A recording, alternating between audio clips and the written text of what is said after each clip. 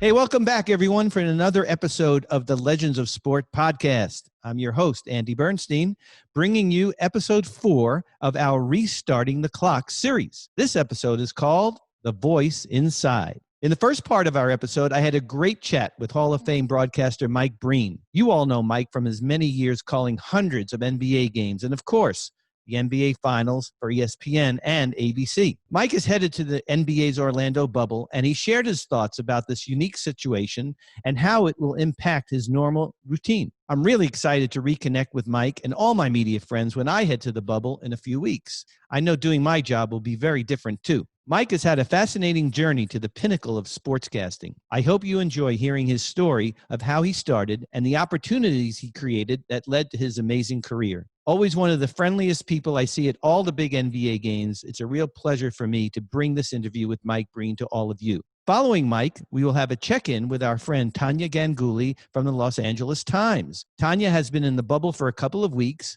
and it will be fun to hear her firsthand account of quarantine, daily life in the bubble, and how she's doing her job there. Tania is there covering the Lakers for the LA Times. So enjoy this episode, and as always, I'll see you on the backside. So welcome, Mike Breen, to the Legends of Sport podcast. How are you, my friend? Andrew, it's good to see your face and hear your voice. I'm doing just fine, thanks, and looking forward to getting back to doing what I'm supposed to do, and that's call some NBA games. Yeah, we're going to get to that in a second because we're both going to be bubble bound pretty soon. Hey, I wanted to formally, because I know I did informally, but congratulate you on your 2020 Naismith Basketball Hall of Fame Kurt Gowdy Award. Much deserved, my friend. And to say welcome to the club.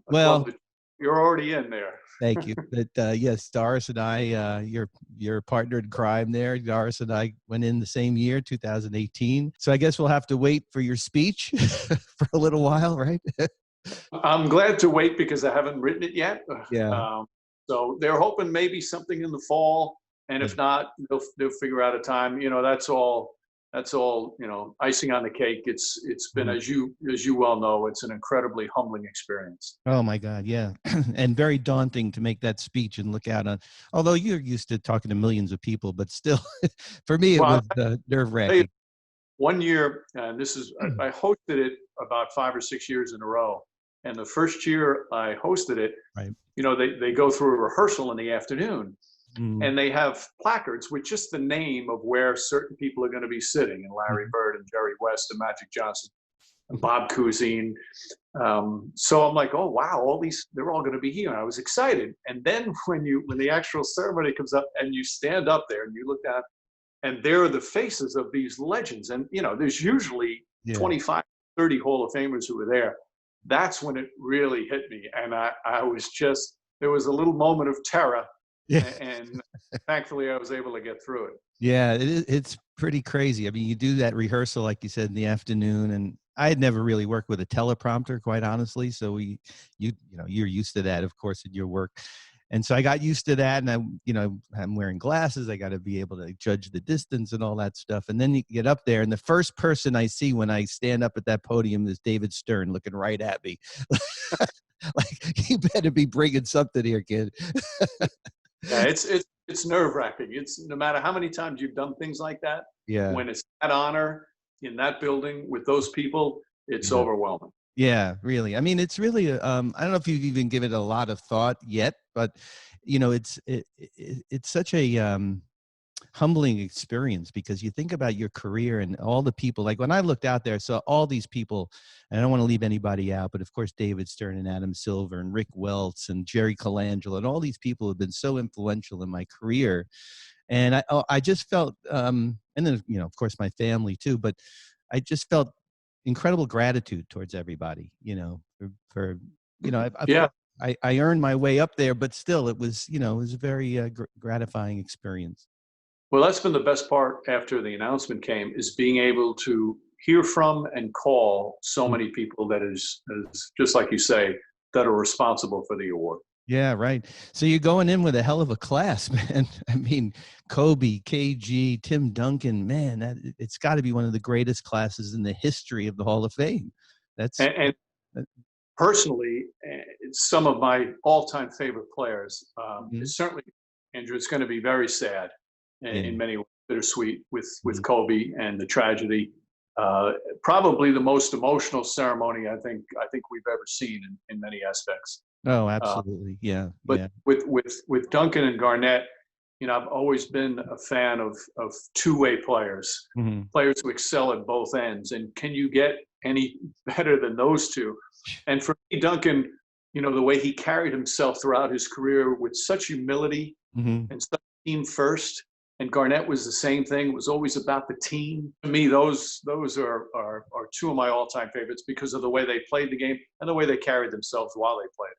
Yeah, there's going to be two distinctly different speeches from those dudes. I mean, I what's the over and under on Tim Duncan's speech? Like maybe 2.5 minutes? don't know if they'll even get that far, but you do tend, again, because as we're both saying, Yeah. there's so many people to thank that'll take some time. Yeah. Mike, do you get nervous? I mean, you're cool as a cucumber, man. Whenever I see you, there's millions of people watching you. And do you get nervous like before a game, or, what's your routine to kind of get yourself centered before a game? You know what, Andrew? It's interesting that I still get butterflies before every game when we're about to come on camera. Mm, If I didn't get the butterflies, I'd be worried. yeah. The finals, especially when the finals come around, I'm nervous before game one of the finals because it's what everybody's watching. It's what everybody plays for. It's these Yeah. two great teams there for a championship, and you want to do it justice. You want to make sure that you bring it properly to the viewership and record it for the NBA archive. So Mm. there's real nerves before game one of the finals. But like I said, if I didn't have those nerves, I would be then either it's time to get out or it's time to get really, really nervous. Right. But somehow you're able to sort of get that out and you just kind of center yourself and you get out there and do your job. I've been with you guys many, many times before the finals game, especially when you're talking to the coaches and you and Doris and Mark and Jeff, are in the little room with your producer and coach comes in and all that. And I'm always, I'm, you guys are just so prepared. It's just unbelievable. And I think you and I share that in our jobs, in different ways, of course. But that's always been your hallmark, is your preparation, in my opinion. And of course, your style, but preparation. Well, Andrew, that's what gets you over the nerves. If you arrive to the arena and you've done all your preparation, Hmm. that's what gives you the confidence that it's going to be okay. Now you got to go and document the game. So that's number one. If it's the games where maybe, during the course of the season, 4 games in 5 nights, and maybe you didn't prepare as much for this one, those are the ones you're like, okay, I hope I got everything intact. Mm. That's number one. Number two, it's also the people around you. With Mark and Jeff, Mark Jackson, Jeff Van Gundy, we've been working together so long. There's such a comfort level just from being with them, Hmm. and also from knowing that I'm going to get the very best from the very best. Right. Then there's the people in the truck. We Tim Corrigan, the producer, and Jimmy Moore, the director. These guys, we've all been doing it together. And when you have that trust and that comfort level with all the people around you, you're able to concentrate on your job and not worry about anything else. Hmm. And I fell in love with the game because of I love the team aspect. When I was a little boy, I just loved the team aspect.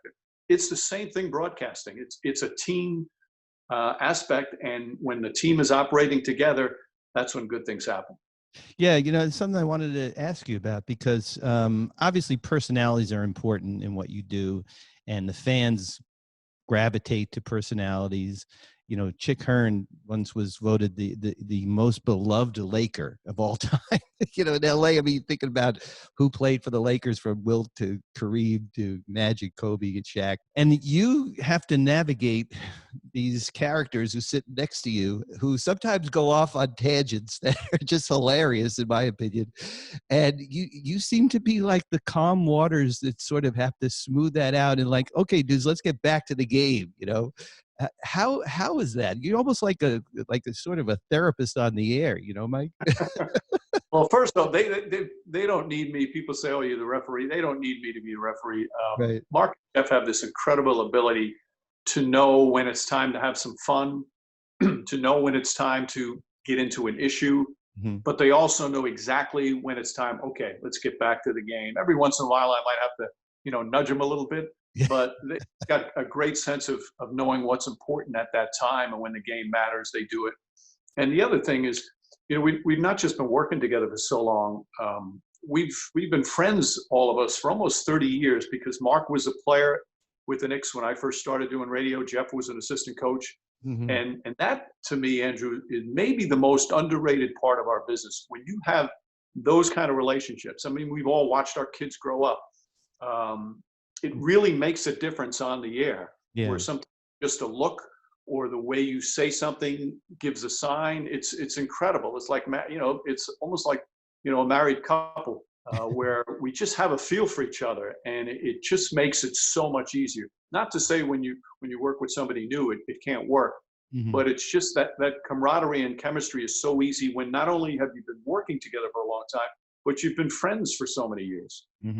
Yeah, I mean, I want to talk about Doris in that instance, because you've been so supportive of her vocally. Read so many great things about how you have really supported her, out front and center. She's a trailblazer for sure. She was a guest on the podcast, and I didn't even know half of her backstory, to be honest with you, before we started researching. You enjoy, I mean, obviously I know you enjoy working with Doris, but what do you see for Doris in her future? Well, it's just, you knew back then when she first started that she had something special. I remember there was a job, I had done Atlantic 10 games years ago. The gentleman who was in charge of hiring the broadcast talent for the A10 game of the week was a guy named Bob Stites.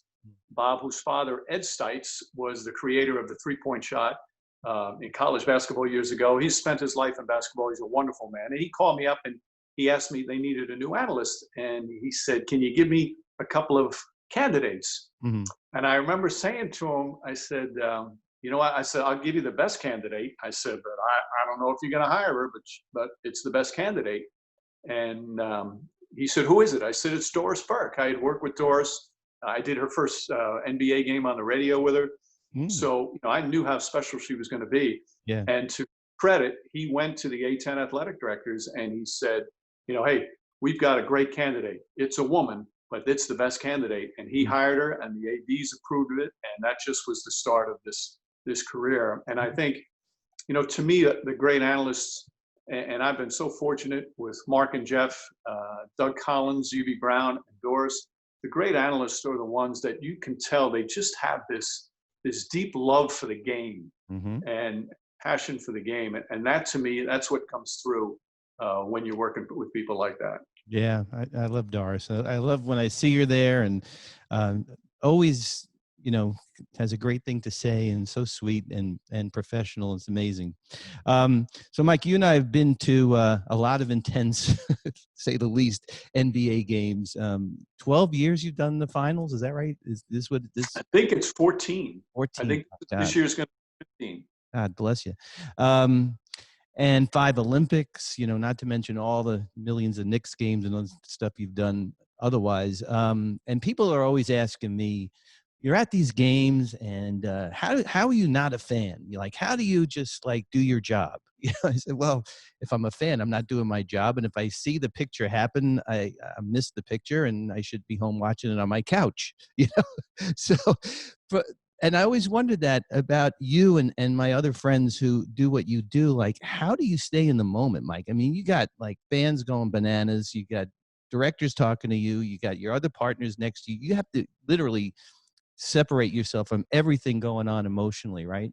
I mean, you've called some unbelievable plays. I mean, Ray Allen's shot, it was unbelievable. I mean, there's hundreds of them. But how do you stay in the moment, Mike? How do you do it? Well, first off, part of it is showing that you are a fan in those big moments, because you have to be excited and impressed. If I'm watching a game at home on my couch and, LeBron James makes this extraordinary play, I'm jumping off the couch screaming like a fool. Yeah. And when you're on the air, you also have to express that excitement and that amazement and wonder of what you've just witnessed. But in terms of, you also have to keep it in check to some extent. And that, Andrew, that just comes with time. I mean, I remember when I first started doing NBA games, the first close game, the first nail biter, the first buzzer beater, I was hyperventilating. I was like so over the top. But then you do it a few times, and then you learn a little bit how to control yourself and save the big emotion for that last time. Same thing the first time I did a playoff game that came down to the wire. The first time I did a game 7, I was hyperventilating. It's like anything, you have to go through it to kind of smooth out the rough edges, and with at the same time not leaving that emotion out of it, because the emotion's part of it.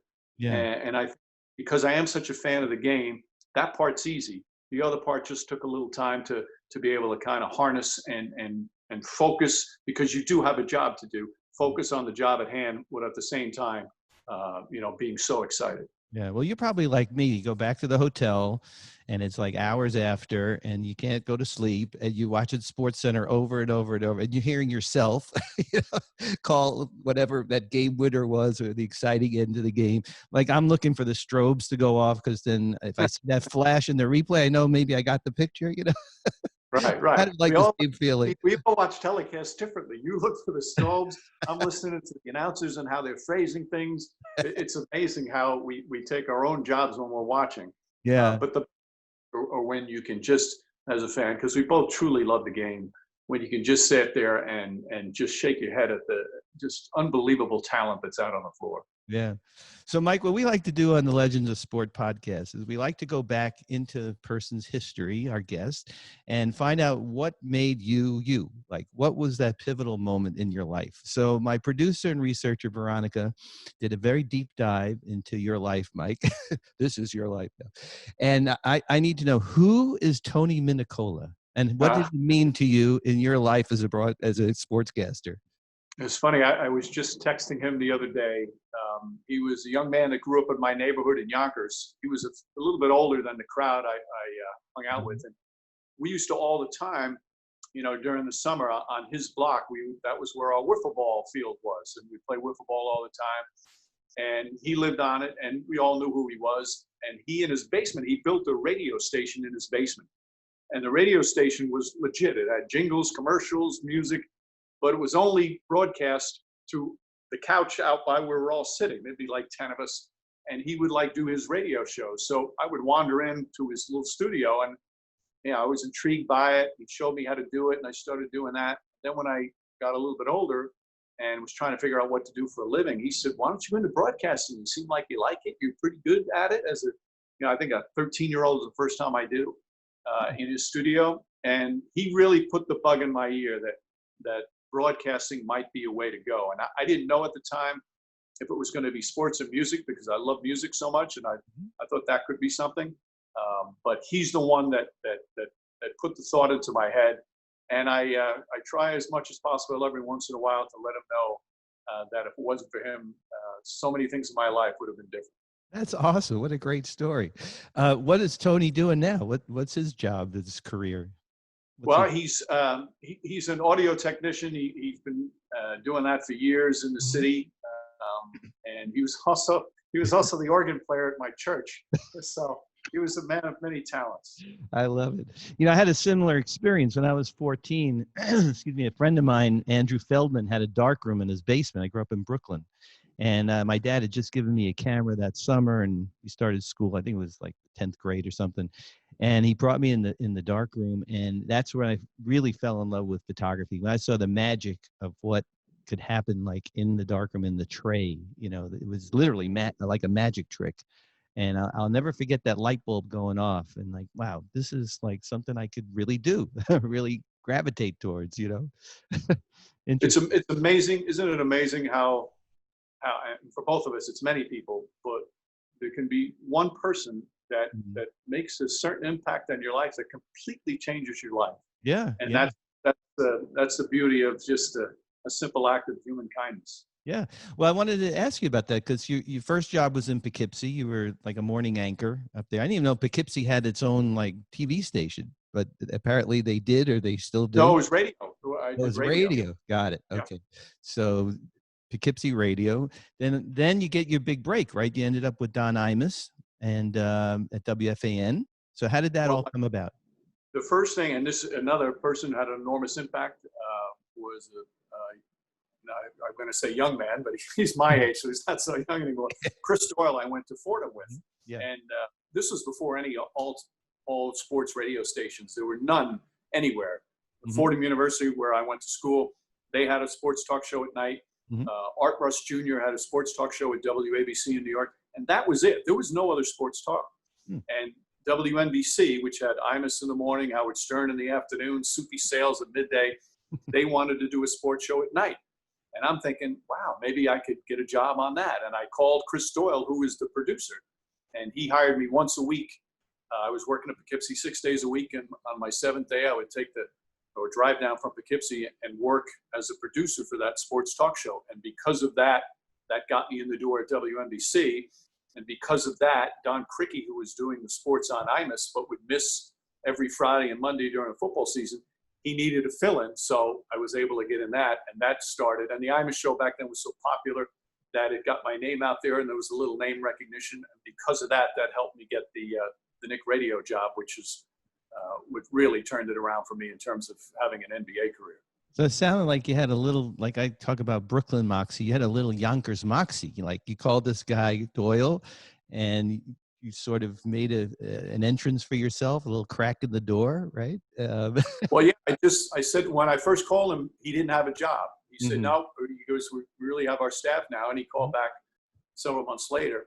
But, you know, it wasn't always easy. When I was up in Poughkeepsie, and I tell young men and women this who want to get into the field, when I was in Poughkeepsie for about 2.5 years, I wasn't making any money. I was doing mostly news, which was fine, but I wanted to do sports. I was sending out tapes and resumes.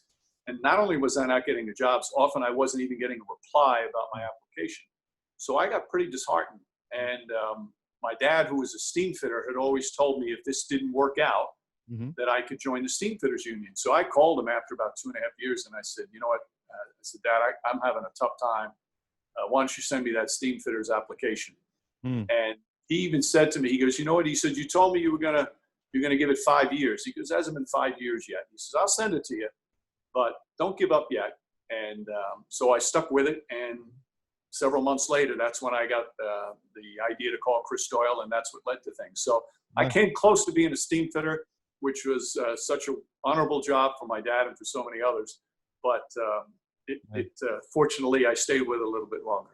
Yeah, it just reminds me of Peter Guber's famous quote, that dreams plus goals equals destiny. You know, you had this dream and it turned into a goal. And even though you got frustrated and there were some roadblocks, you were relentless. As Kobe would have said, you know, you were relentless in your pursuit. It became your destiny. I mean, look at the career that you've, you know, accomplished. It's pretty amazing that it came from that kind of, was born out of, really out of nothing. I mean, you created this job yourself, basically, the very first time that you tried to become a producer in sports. Amazing. Well, again, when you just have so many people around you, starting with my mother and father. I grew up in a house. There were 6 boys where, you know, sports wasn't an option. It was a way of life. Right. Survival, probably. Middle. So it's like you just have so many people helping you. And then high school, your coaches, and it just, it's incredible, that kind of support of people that are there for you every step of the way. So if you do falter, they're there to help pick you up. Yeah. So who did you admire in sportscasting? I mean, you've talked very eloquently about Marv, and that those are big shoes to fill. I grew up listening to Marv, doing Ranger games and Knick games, and mostly Ranger games because I was a huge Ranger fan growing up. And that, you know, it's not easy to walk into, you know, a situation like that where is a legend. I mean, this guy, how was that for you? How did that work out? Well, as you say, if you're in New York in my era growing up, there's nobody else that you could listen to than Marv. And you mentioned the big shoes that will never be filled, because he has been and will always be the greatest basketball play-by-play guy of all time in my estimation. So to be able to watch him and learn from him, you know, it's just something, you know, priceless, as they say in the Amex commercials. So he was important. But there were a lot of them that I have such admiration for. 2 guys that I've always loved were the late Dick Enberg and Vern Lundquist. And the reason I love the 2 of them is because they had, first off, their relationship with their partners. There's such warmth there in terms of their partners. Mm-hmm. And there was something about their ability to convey warmth through the television. That's really hard to do. You know, when you're calling a game and you're kind of in that mechanics of play-by-play, yet somehow they just come across as so nice and so likable. So they had an influence on me as well. But, you know, there's just so many great ones. I'm a huge fan of Bob Costas and Al Michaels. And even like today's young broadcasters, my generation, Andrew, I watch guys and I learn from guys today all the time. And we have a great camaraderie, and we help each other and support each other. It's an amazing business because there's so many people you can learn from. Yeah, for sure. And it's so great. I see Marv, still doing what he's been doing for, I don't know, 50 years or something. And I remember when I first started, Dick Stockton was doing the games, and with Tommy Heinsohn, and man, so many, Dick Enberg, like you said. And Dick Stockton is one of the most underrated great broadcasters of all time. People forget. And that was a big part. He was calling NBA Finals games when I was a kid or growing up, and so many big moments with his voices, and he was so versatile in doing so many sports. I mean, we could go on and on. I could go on and on about great sportscasters that had an influence on me. Yeah, it's great fraternity, men and women, of course, but it's great to be part of that. And then, of course, to be recognized by the Hall of Fame is kind of the pinnacle of all that. So, Mike, let's talk about what's going to be happening now for both of us, but more specifically you. You're heading to the bubble. How is I have no idea, as I'm talking to you, how that's going to work from your angle. I kind of have an idea from what I'm doing, but how is that going to work? Are you going to be in the arena broadcasting games? How's this going to? Yes. What's happening? We're going to be in, and because there are no fans, we're not going to be courtside. They're moving us up. Yeah. We're on a different tier as the players and coaches, so we can't have direct interaction with the players and coaches, which that's going to be an adjustment, because so much of what we use on the air are those conversations you have either in the back room or before the game. Right. Sometimes at dinner. I mean, that's where you get, so there's going to be have to find a different way to get that. But we'll be broadcasting about, I think it's like 20, 25 rows up. And we'll be next to each other, but we're going to have these partitions next to each other. And this is where it's going to be very beneficial, knowing Jeff and Mark so well, because we'll just play off like we normally do. Still, they're tweaking on what they're going to do in terms of in-house or in-arena noise. There'll be the usual music. They're thinking of having genuine fans react on kind of a mass Zoom call. They're thinking of putting in crowd noise from like 2K sound effects. So there's a lot of different things that they're trying to work. And I think in the scrimmages and in the regular season games, they're going to experiment and see which works best, because it's going to be different. This is so different than anything we've ever seen. It's unprecedented. That I want to watch the genuine product and hear the noise that's in the arena, because that's what the players are experiencing.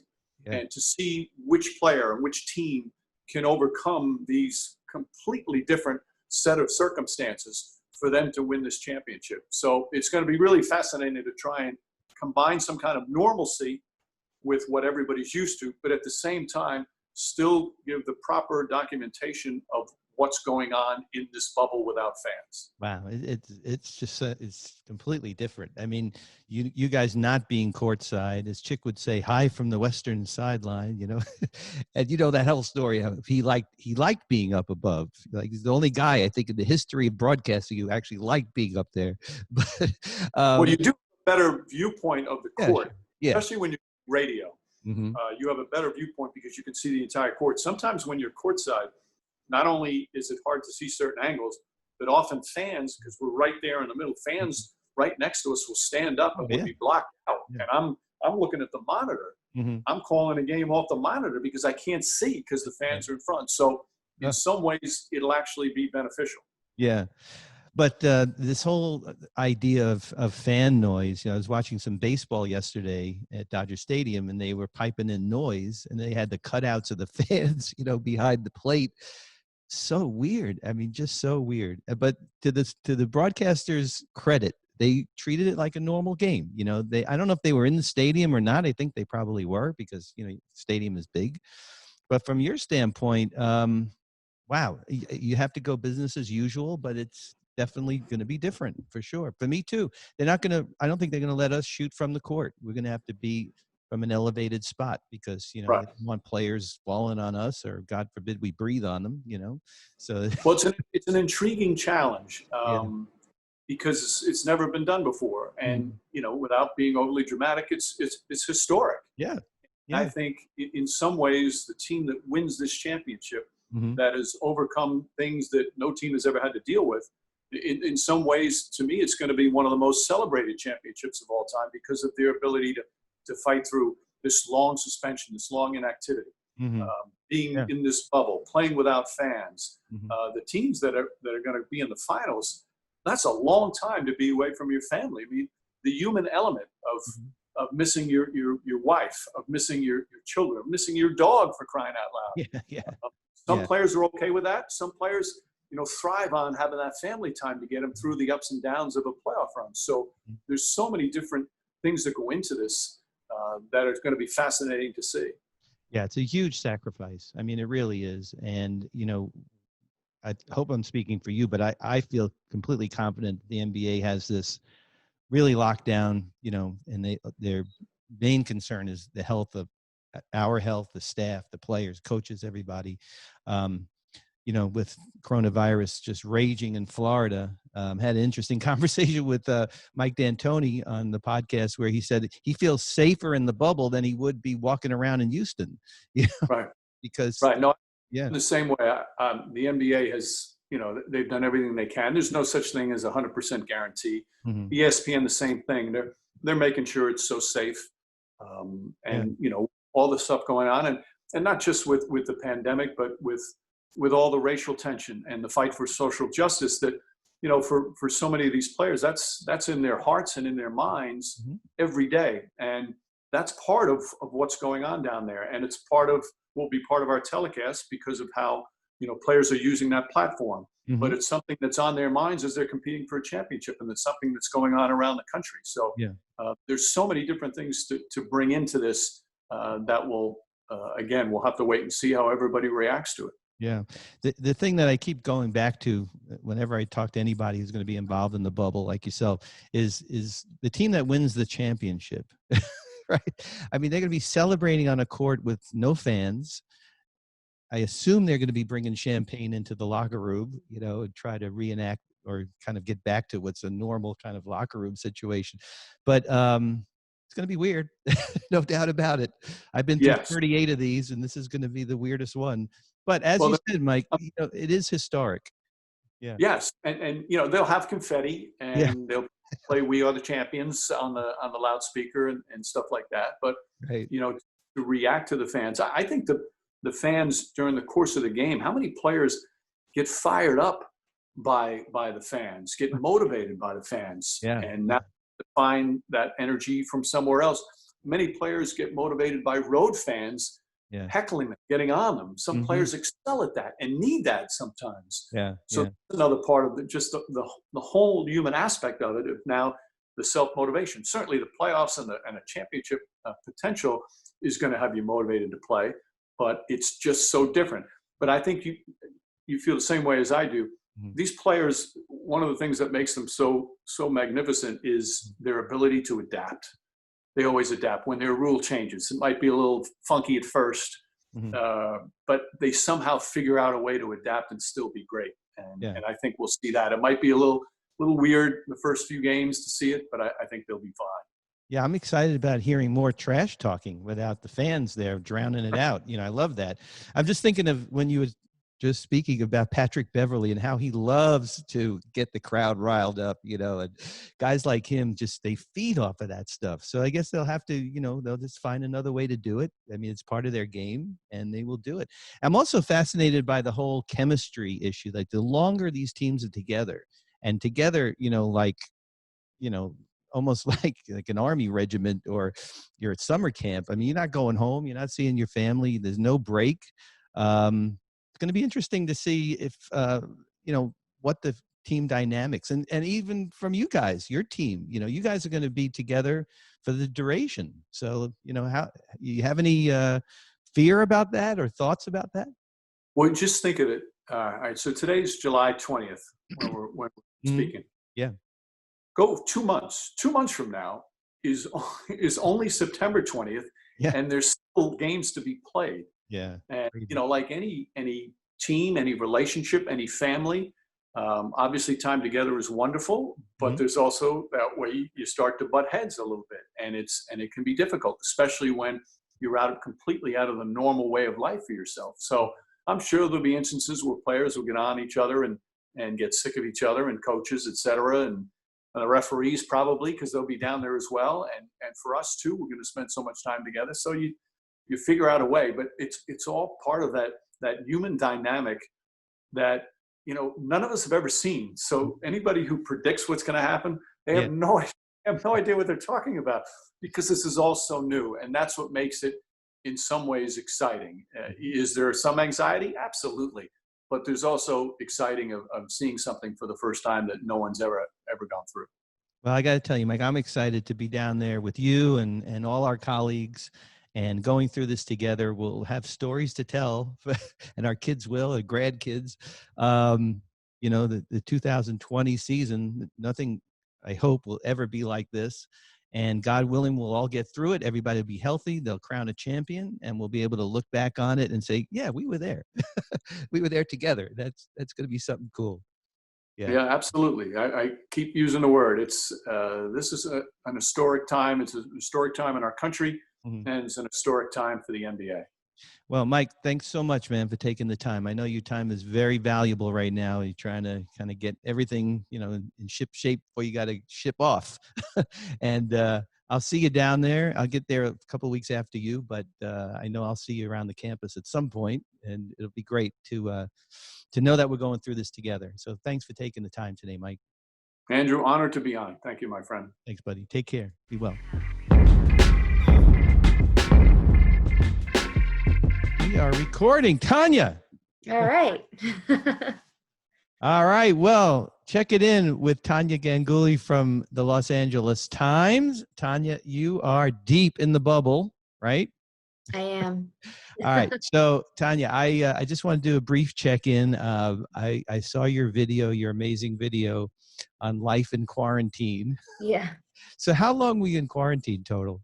7 days. Yeah. Oh, It was Yeah. much longer than all of the players had to do. And actually what I learned after I got out of quarantine is there were a couple of reporters who came in before us who didn't have to do what we had to do, which was stay in our rooms at all times for 7 days. So what was up with that? Why did they change the rule on you? I think they just hadn't, I think at that point, everything just wasn't ready yet. So they didn't have sort of the I think that's what, they didn't have the capability to have those people in their rooms for that long. But, you know, I'm out now and getting to roam around and can be in the elements, and we'll see some practices. Yeah, right. I had a picture of you, which we'll insert in here, of that Mark Medina took, our buddy from USA Today. And that was great, of you and LeBron, and everybody's in a mask. He wasn't, but you were.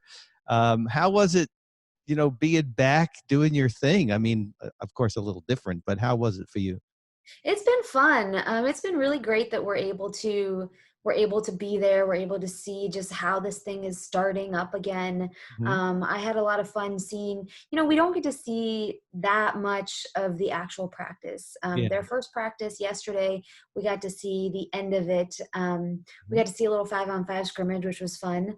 Second practice was today, and second practice that media was let into, and we got to see the beginning of it. So we saw some stretching and some of those pre-practice shooting drills that guys do just to warm themselves up. So that was fun. One of the things that was really fun to see during their stretching period is just how the new guys have meshed with the team. Deion Waiters obviously has been with the team since before things shut down for the pandemic, but he hasn't played yet. And it's easy to sometimes not think about him when you think about who's on this Lakers team, but he was having a really good time dancing and singing. You know, it was a very joyful atmosphere, it felt like, with the team, which is something that has come to characterize them. Yeah, I mean, one of the questions I had for Coach Mike D'Antoni of the Houston Rockets last week was about just camaraderie, and how is it going to be? Like, these guys are at an adult summer camp, not day camp, sleepover camp. And you found like the spirits are good. The guys are making the best of it. I mean, everybody has to. You do. All our media friends have to as well.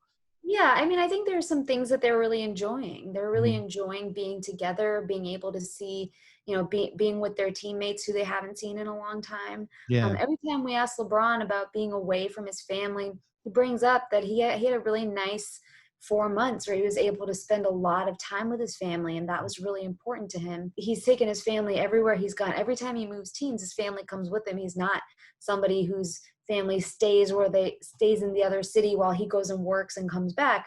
They always come with him. And so this is going to be different for him. But I think there's sort of this common goal, especially with the Lakers, that they worked so hard to put themselves in a position to be competing for a championship again, that it's worth this sacrifice. Yeah. Well, definitely a sacrifice. I mean, if they go to the finals, any team that goes to the finals, it's 3.5 months down there. So, so I'm getting ready to go in a couple of weeks. Getting a little antsy about the actual flight to get down there. How did you deal with that? And how was that for you? I took a red eye, so I slept a lot during it.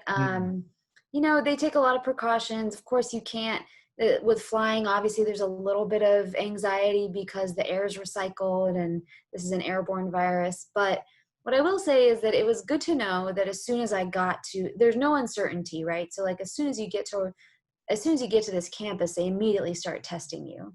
So you'll find out really soon if anything's wrong. Yeah. And I think that's at least something. I mean, flying, it is a somewhat risky thing to do. But I think the airlines have been taking a lot of different precautions. There was so much hand sanitizer everywhere I went. Everybody was required to wear a mask, and most people did. I think I only saw one person who was making a big deal about not wearing a mask on the flight. Of course, there's been one person with the Lakers who's not been that interested in wearing a mask. But I think it's really similar to what the NBA is doing in terms of you do what you can and you hope that it works. Yeah, well, I'm gonna do what I can. That's for sure. And I'm really looking forward to seeing you and all my media friends. And, Mike Breen was on the first part of this podcast, and Mike talked about how it's going to be so different for him covering the game and broadcasting. He's probably not going to be right on the court, just like me, and for you as well. So, this is a shared experience once in a lifetime. Hopefully, I'm knocking on wood that we don't ever have to go through anything like this again. But we'll have some good stories, right, Tania? Yeah, we will. Also, did you talk to Mike Breen about he's the voice on the security video or the safety video that we all have to watch? Oh, no kidding. I didn't talk to him, but thank you for telling me. See, I knew he was talking to you for a reason. Thank you for that. That's really great. And I really appreciate you taking time. I know it's late at night there. You had a long day, and thanks for checking in with us. And, I'll see you down there in a couple of weeks from after this airs. So stay safe. Try to, do the best you can down there, and, say hi to everybody for me. Thanks, Andy. All right, Tania, take care. Thank you. Wow, so great to connect with Mike Breen and Tania Ganguli. Looking forward to seeing both of them when I get to the bubble in Orlando in a few weeks. We will continue to check in with Tania and our other journalist friends from the LA Times, as well as all the other media outlets, about how things are going down there. Thanks to everyone for continuing to download and subscribe to our podcast. A reminder that you can find us on the LA Times app and online, as well as your favorite podcast platforms, including Apple and Spotify. Please keep following us on Instagram at Legends of Sport, Twitter, Legends_of Sport. Our blog is legendsofsport.blog, and our TikTok and YouTube channels, Legends of Sport.